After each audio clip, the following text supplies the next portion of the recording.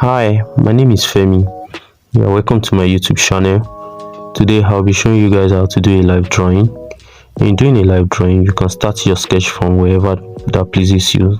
Some artists prefer to start their sketch from the nose, while others prefer to start from the mouth. So there's no rules that governs on how to do a sketch. As for me, I prefer to start my sketch from the eye, as you can see. But one thing you should put at the back of your mind is that while doing a sketch, ensure that the proportion is properly done well, because if you make a mistake while doing the sketch, it might affect the whole drawing. So it is very advisable to study the facial features of your muse before embarking on a sketch. Observe the shape of his or her nose, observe the shape of the mouth, observe the shape of the eye before embarking on the sketch. By doing so, your brain will automatically cram the shape on your head. So while doing the sketch, it will be so easy for you to do. So now I'm going to sketch the nose. For my angle here, the nose of my friend is a little bit flat, so I'm going to replicate what I'm seeing. And one thing you should always remember is that while doing a live drawing, always draw whatever you see. It will really help. We as an artist, we all have a shape in our head, a shape of a nose, a shape of a eye, of how to do it. But while doing a live drawing, always draw whatever you see. It really helps. I think that's one of the rules. And another rules in doing a live drawing is that do not use eraser. Do not use eraser. By not using eraser, it will really help you in doing the proportion very well. Now I'll sketch the mouth. First the beard, now the upper lips.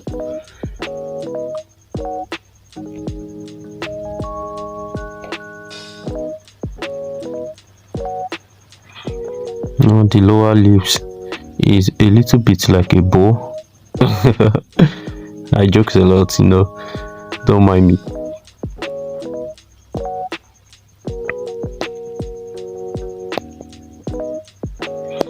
Sometimes while doing a sketch rather, it will look as if you are doing a nonsense, like rubbish, but keep doing it. Always trust the process. Like I said earlier, there's no rules that govern doing a live drawing. As for me, doing it this way really works for me, but some artists prefer to measure the face of their muse. But doing my work this way, it's really very easy for me. Now I'm working on the beard.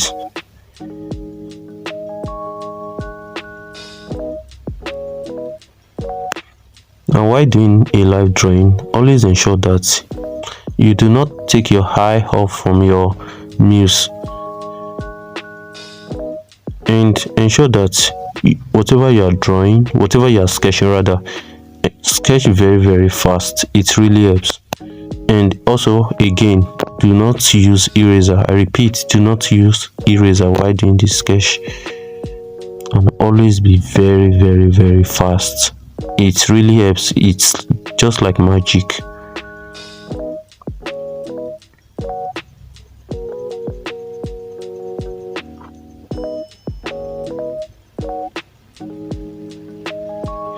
And now this is the sketch of my muse. As you can see, there's a little bit of resemblance, but I'll let you guys do the evaluation at the end of the process. So now here is the sketch of my muse. Here is an important information. Do not start a shading if whatever you sketch does not look like your reference. That is, if it does not look like your muse, do not embark on a shading. Ensure that you sketch properly before shading. Now I'm doing the shading with general charcoal powder while using a foam to apply the powder on the paper. One thing you should have at the back of your mind is that always shade from dark to light. I repeat, always shade from dark to light. Always shade the darker part of the drawing before going to the lighter part. It will really makes your work very fast. And now I'm blending the whole process with a very soft brush. While doing a shading, always ensure that you have a very soft brush. We have different kind of brushes. There's hard, there's soft, and there's medium. So if you want to detail the work properly, like what I'm doing now, use a angle brush to apply the details. That is the expression, the shape of the eye, to add more details, the darker parts of it. Now, as you can see, I'm using an angle brush to apply the details.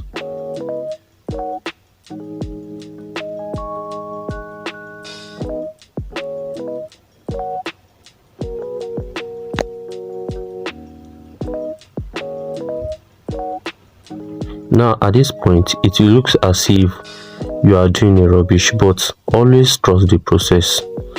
I repeat, always trust the process.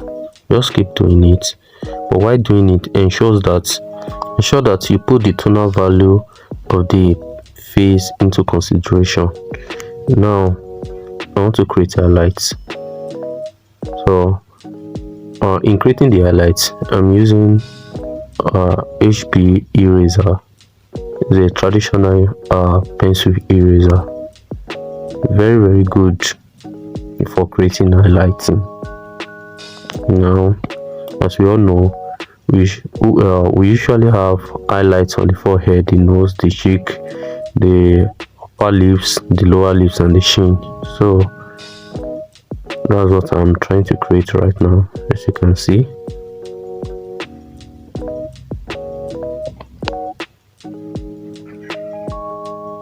And now I'm blending, but please do not blend with your finger if your hand is oily. If you do that, it might spoil your work. So ensure that your hand is properly dried before blending. Instead of using hands to blend, you can use tissue paper to do your blending.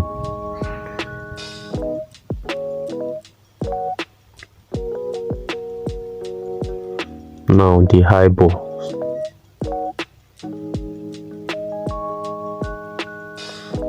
The whole shading process, I use charcoal bar, a powder form of charcoal bar, to shade. Now I'm using the charcoal pencil to apply the tones properly.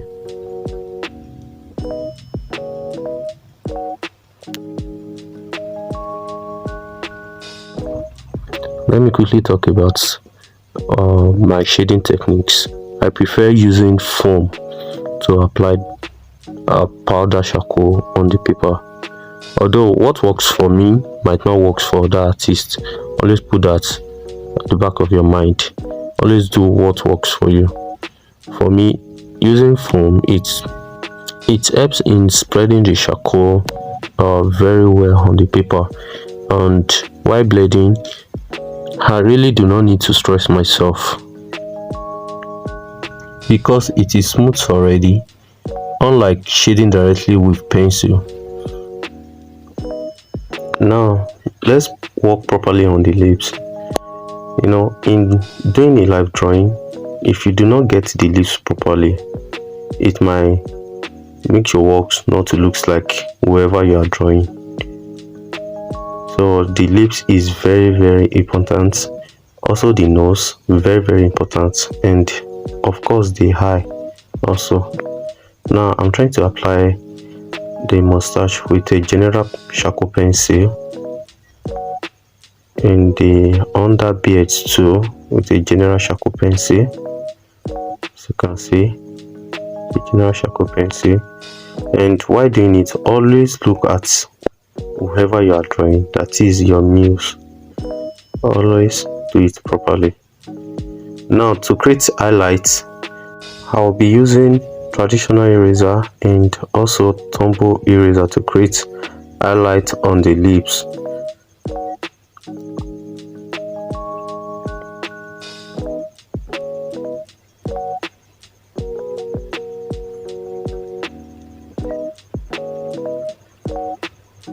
whenever you use a pencil directly on the lips, on the drawing rather, always ensure that you blend properly with your brush so that your work will not be having strokes, unnecessary strokes. For your work to be smooth, ensure you blend with hard brush. Now let's shade the bears. In shading the bears, I'm using my charcoal bar, general charcoal bar, shading directly on the paper and blending with my finger. Like I said earlier, always ensure that your finger is dried or your finger does not have oil. Having oil stain on paper will ruin your drawing, so and that won't be nice. Ensure that your hand is properly dried before blending.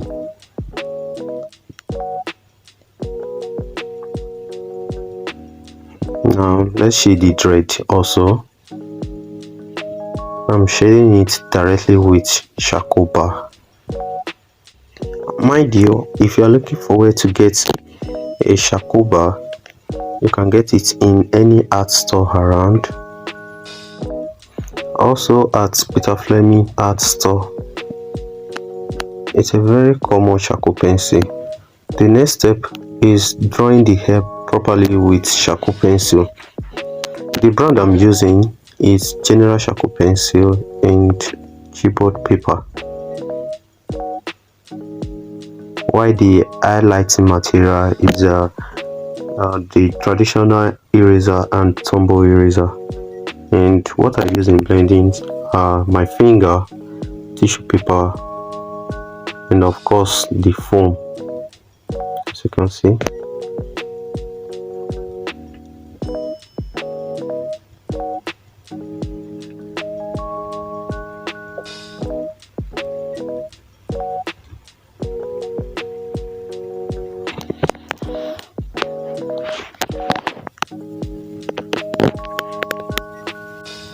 We can't leave the hair like this, it's a little bit flat. Now we'll detail the hair with a mechanical eraser. Also, to get a mechanical eraser, you can get it at Peter Fleming art store, also in Art World. Mechanical eraser is a very common eraser. So now we are adding details with our mechanical eraser. So while adding details on the beard, either you do a ox strokes or a C stroke, to give it a beard look.